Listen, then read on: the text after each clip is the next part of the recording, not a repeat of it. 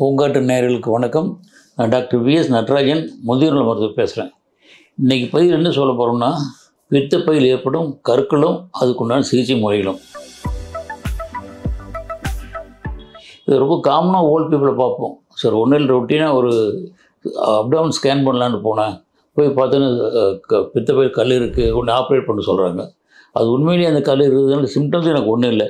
அது என்ன சிகிச்சை, என்ன அது ஆப்ரேஷன் பண்ணணுமா இல்லை மருந்து ஒன்று கரெக்டாக தெரிஞ்சுக்கலாம். இன்னமும் ஏன் கற்கள் வருதுன்னு யாருக்கும் சரியான காரணம் கண்டுவிடல.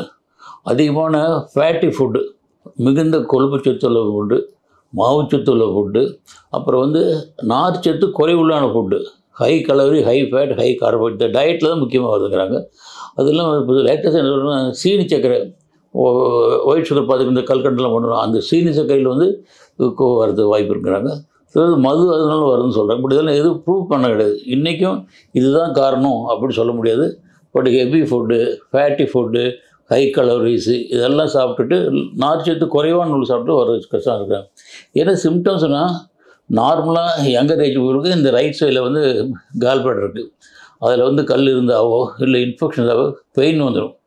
பெயின் வந்தோன்னா அப்படி sometimes pain radiate to the back வரும்.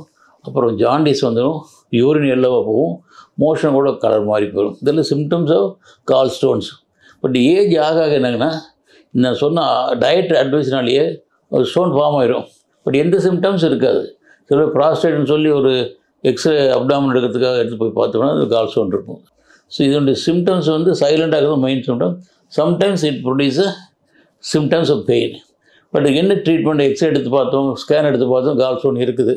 இப்போ என்ன ட்ரீட்மெண்ட் அப்படின்னா, சப்போஸ் 60-70 இயர்ஸில் it is normal to have a gall stone without any symptoms. முதுமையில் எந்த வித நோயின் அறிகுறி இல்லாமலேயே அந்த நோய் இருக்கலாம். அதனால் என்ன பண்ணணும், போய் பார்த்துட்டு ஆப்ரேட் பண்ண வேண்டியதில்லை. ஃபஸ்ட்டு சிம்டம்ஸ் இது இண்டிகேஷன் ஆஃப் ட்ரீட்மெண்ட்டு. சில 60 வயசில் இந்த ஸ்டோன் இருக்குது, 70, 80 ஒன்றுமே இல்லாமல் இருக்கும், அப்படி போயிட்டே இருக்கும். ஸோ நம்ம அவசரப்பட்டு ஆப்ரேட் பண்ண வேண்டியதில்லை. பட் எப்போ ஆப்ரேட் பண்ணணும்னா, ஃபஸ்ட்டு சிம்டம்ஸ் திடீர்னு பெயின் உடனே போஸ்ட் பண்ண உடனே டாக்டர் போனீங்கன்னா, இப்போ லேட்டஸ்ட் பின்ஹோல் சர்ஜரியில் அருமையாக ட்ரீட் பண்ணிடுறாங்க. இது என்னென்னா, இது ட்ரீட் பண்ணாமல் விட்டிங்கன்னா சம்டைம்ஸ் கால் ஸ்டோன் போய் அடைச்சிக்கும், இன்ஃபெக்ஷன் வரும், நிறைய தொல்லைகள்லாம் இருக்கும். ஸோ ஒரே treatment choice only pinhole surgery. ரொம்ப சிம்பிள் ப்ரொசீஜர், ஈஸியாக பண்ணிடுவாங்க, எந்த ரிஸ்க்கும் கிடையாது. ஆனால் இதுக்கு தகுந்த ஆல்டர்னேட்டிவ் மெடிசன் இருக்குன்னு பார்த்தா அது எனக்கு சரியாக தெரியாது. மருந்துகள் கூட இருக்குது, but it take long time. அந்த கற்களை கரைக்கிறது ரொம்ப ரொம்ப சிரமம். ஸோ கால் ஸ்டோனில் பித்தப்பையில் கற்கள் சாதாரண ஓல்டேஜில் வரும். யாராருக்குள்ள வரணும், ஒபீஸ் பர்சனுக்கு வரும், முக்கியம் லேடிஸுக்கு வரும். ஒபீஸ் பர்சன், லேடிஸ் வரும். அப்புறம் ஆல்கஹால் அதிகமாக குடிக்கிறவங்களுக்கு வரும். இதெல்லாம் இல்லாமல் குறைச்சிட்டே கால் ஸ்டோன் வராமல் வரும். அப்படியே கால் ஸ்டோன் வந்தாலும் சைலண்ட்டாக இருந்தால் ஒன்றுமே பண்ணணும், அப்படியே விட்ருங்க. சிம்டம்ஸ் சிம்டம்ஸ் இந்த பெயின், ரைட் சைட் பெயின் வந்துருந்துன்னா உடனே சர்ஜரி பண்ணிங்க.